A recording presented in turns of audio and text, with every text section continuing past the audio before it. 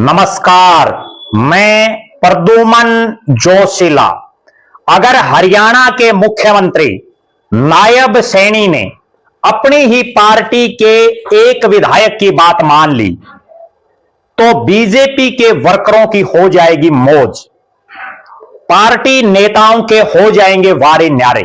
और यह कोई पहली बार जीता विधायक नहीं है, बल्कि तीसरी बार प्रदेश की विधानसभा में पहुंचा हुआ विधायक है और अपने बयानों के लिए अक्सर चर्चित रहता है। नाम है राम कुमार गौतम। जी हां, राम कुमार गौतम, जो फिलहाल जींद जिले के सफीदो विधानसभा क्षेत्र से बीजेपी का विधायक है, 2 मर्तबा नारनौंद से भी विधायक रह चुका है। उनका एक बयान बड़ा वायरल हो रहा है, जिसमें उन्होंने एक ऐसी सलाह दी है, अगर वो सलाह नायब सैनी की सरकार ने मान ली तो भाजपाइयों की बल्ले बल्ले हो जाएगी। इस वीडियो में हम आपको बताएंगे कि आखिर राम कुमार गौतम ने वो कौन सा बयान दे दिया, ऐसा क्या कह दिया। विस्तार से देखने से पहले आप सभी दर्शकों से यह अनुरोध है कि YouTube पर हमारे चैनल को सब्सक्राइब करें, बेल आइकन घंटी का बटन अवश्य दबाएं, वीडियो को ज्यादा से ज्यादा शेयर करें, वीडियो को हाइप जरूर करें, अपने विचार कमेंट के माध्यम से जरूर रखें। Facebook, Instagram, Twitter, x, threads पर हमें फॉलो और लाइक जरूर करें। जो दर्शक निष्पक्ष, निर्भीक और स्वतंत्र पत्रकारिता में विश्वास रखते हैं, वो हमें निरंतर आर्थिक सहयोग जरूर करें। उसके लिए आप हमारे मोबाइल नंबर 94 166 74 472 94166 74472 पर गूगल पे या फोन पे जरूर करें। अब मैं जिस शख्स की बात करने जा रहा हूं, वो कोई साधारण पार्टी का कार्यकर्ता नहीं है। हरियाणा की राजनीति का एक बहुत वरिष्ठ नेता है, जिसने अपने राजनीतिक जीवन में बहुत चुनाव लड़े, बहुत हारे, 3 बार जीते भी, भारतीय जनता पार्टी के जिला प्रधान भी रहे, मूल भाजपाई रहे किसी समय। और जब बीजेपी का प्रदेश में कोई बहुत लंबा चौड़ा वजूद नहीं था, उस समय भी वो बीजेपी का झंडा उठाए हुए थे। भारतीय जनता पार्टी विधायक दल के नेता भी रहे। नारनौंद से पहली बार 2005 में उनका विधायक बनने का सपना पूरा हुआ और फिर वो हारे भी। उसके बाद 2019 में चौधरी देवीलाल के पड़पोते दुष्यंत चौटाला, दिग्विजय चौटाला और पोते अजय सिंह चौटाला की जो पार्टी जन नायक जनता पार्टी, उनकी टिकट पर दोबारा विधानसभा में पहुंचने का उनको मौका मिला। 2024 में बीजेपी की टिकट पर नारनौंद की बजाय सफीदों से उन्होंने चुनाव लड़ा, जहां इससे पहले भी वो एक बार चुनाव लड़ चुके हैं, जब वो बुरी तरह से हारे थे। राम कुमार गौतम अक्सर अपने बयानों को लेकर बड़े मशहूर रहते हैं।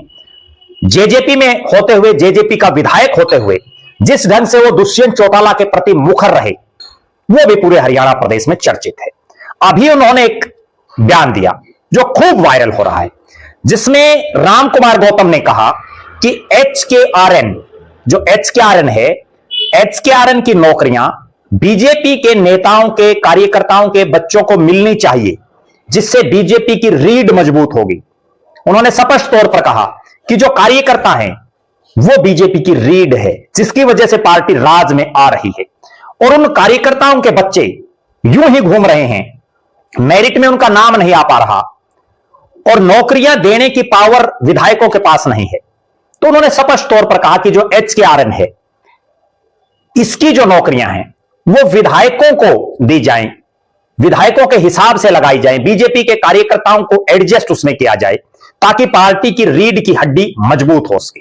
पहले मैं आप दर्शकों को बता देता हूं कि ये HKRN है क्या। पहले आपने DC रेट की नौकरियां सुनी होंगी, जिनको कच्ची नौकरी भी बोलते थे। अब एक नया शब्द है HKRN, जिसका मीन्स है हरियाणा कौशल रोजगार निगम। हरियाणा कौशल रोजगार निगम हरियाणा सरकार द्वारा सरकारी विभागों और संस्थानों के लिए अनुबंध के आधार पर कर्मचारियों को भर्ती करने वाली एक संस्था है। इसका जो उद्देश्य है वो बिल्कुल स्पष्ट है।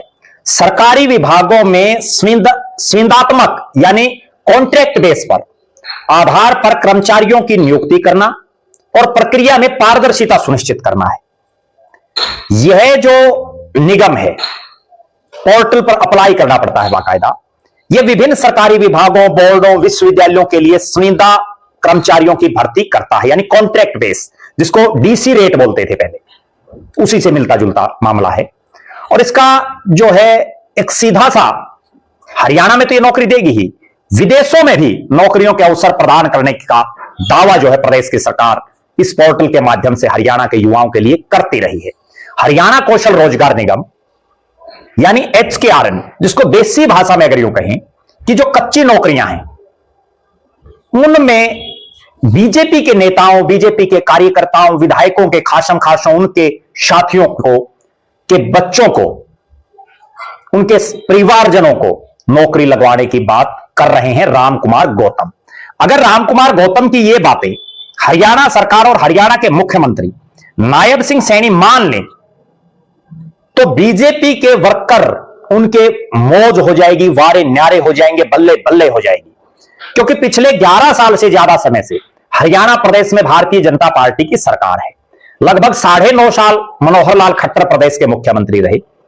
खट्टर साहब ने मुख्यमंत्री बनते ही एक बयान दिया कि जो सफेद कुर्ता पजामा पहन करके चंडीगढ़ में जो लोग घूमते हैं, जो नेता टाइप हैं, जो बदली और नौकरियों के लिए मंत्रियों के चक्कर काटते रहते हैं, मुख्यमंत्री के चक्कर काटते रहते थे, उनके कुर्ता पजामा मैं खूंटी पर टंगवा दूंगा। यानी मैं ऐसे लोगों को नौकरियां नहीं दूंगा, बिल्कुल फेयर हम भर्तियां करेंगे। नायब सिंह सैनी भी उन्हीं के नक्शे कदम पर चल रहे हैं। उन्होंने भी, दोनों ही मुख्यमंत्रियों ने अपने कार्यकालों में जो बीजेपी के कार्यकर्ताओं, नेताओं को जो उम्मीदें होती हैं कि उनके खासम खासों को नौकरी मिलेगी, उसकी तरफ ध्यान ना देके मेरिट के आधार पर नौकरियां देने का काम किया है।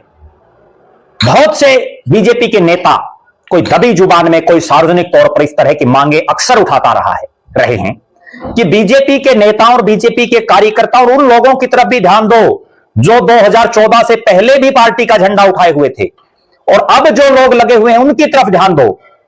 लेकिन कोई ध्यान नहीं दिया जा रहा नौकरियों के मामले में। अब राम कुमार गौतम की बातों को लेकर के कितना सीरियसनेस दिखाते हैं प्रदेश के मुख्यमंत्री नायब सैनी, कितना प्रदेश की सरकार उनकी बातों को भाव देती है, और क्या भारतीय जनता पार्टी की हरियाणा की सरकार राम कुमार गौतम की बातें मान करके, बीजेपी के विधायक राम कुमार गौतम की बातें मान करके हरियाणा में एक बार फिर से, जैसा पिछली बहुत सी सरकारों में होता रहा कि जो एक कच्ची नौकरियां हैं ये नेता अपने खासम खासों को कई बार लगा देते हैं, क्या उसी परिपाटी पर फिर से चलेगा हरियाणा? यह बहुत बड़ा सवाल है। आप दर्शक अपनी बेबाक राय जरूर रखें।